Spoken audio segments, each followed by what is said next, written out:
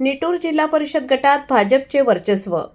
निटूर, कलांडी, डांगेवाडी गावांमध्ये रोहित पाटील व अनिल सोमवंशी यांचा झंझावाती जनसंपर्क.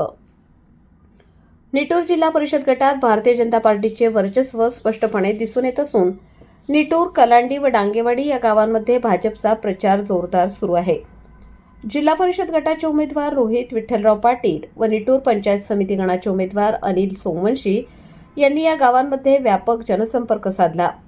घराघरात जाऊन थेट मतदारांशी संवाद साधत भाजपच्या केंद्र व राज्य सरकारच्या विकास योजनांची माहिती देण्यात आली.